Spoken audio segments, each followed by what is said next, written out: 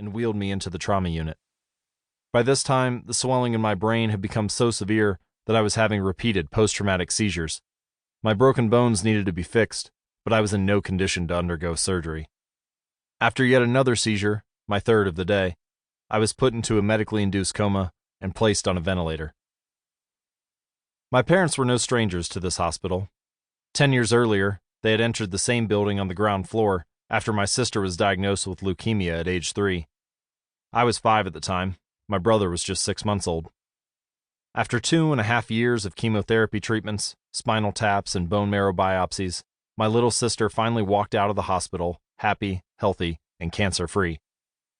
And now, after 10 years of normal life, my parents found themselves back in the same place with a different child. While I slipped into a coma, the hospital sent a priest and a social worker to comfort my parents. It was the same priest who had met with them a decade earlier, on the evening they found out my sister had cancer. As day faded into night, a series of machines kept me alive. My parents slept restlessly on a hospital mattress. One moment they would collapse from fatigue, the next they would be wide awake with worry. My mother would tell me later, "It was one of the worst nights I've ever had." My recovery. Mercifully, by the next morning my breathing had rebounded to the point where the doctors felt comfortable releasing me from the coma. When I finally regained consciousness, I discovered that I had lost my ability to smell. As a test, a nurse asked me to blow my nose and sniff an apple juice box. My sense of smell returned, but, to everyone's surprise, the act of blowing my nose forced air through the fractures in my eye socket and pushed my left eye outward.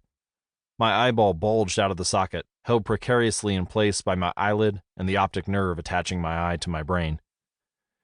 The ophthalmologist said my eye would gradually slide back into place as the air seeped out, but it was hard to tell how long this would take. I was scheduled for surgery 1 week later, which would allow me some additional time to heal. I looked like I had been on the wrong end of a boxing match, but I was cleared to leave the hospital. I returned home with a broken nose, 6 facial fractures, and a bulging left eye. The following months were hard. It felt like everything in my life was on pause. I had double vision for weeks. I literally couldn't see straight. It took more than a month, but my eyeball did eventually return to its normal location. Between the seizures and my vision problems, it was 8 months before I could drive a car again. At physical therapy, I practiced basic motor patterns like walking in a straight line.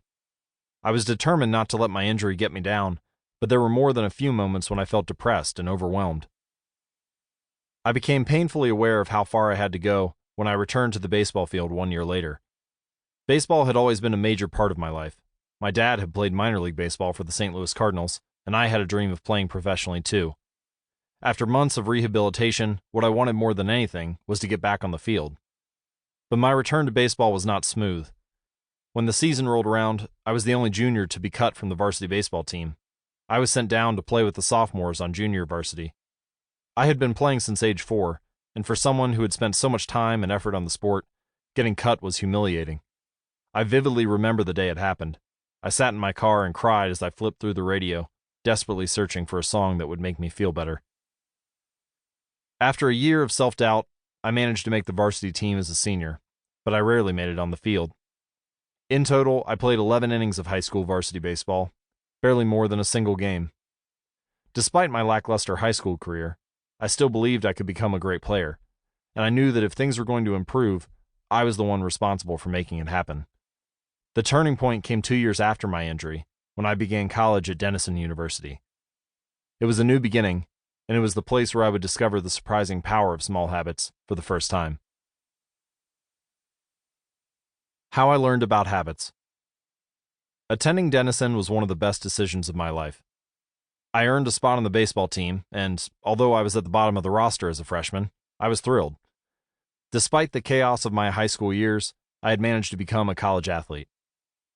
I wasn't going to be starting on the baseball team anytime soon, so I focused on getting my life in order. While my peers stayed up late and played video games, I built good sleep habits and went to bed early each night. In the messy world of a college dorm, I made a point to keep my room neat and tidy. These improvements were minor, but they gave me a sense of control over my life. I started to feel confident again, and this growing belief in myself rippled into the classroom as I improved my study habits and managed to earn straight A's during my first year.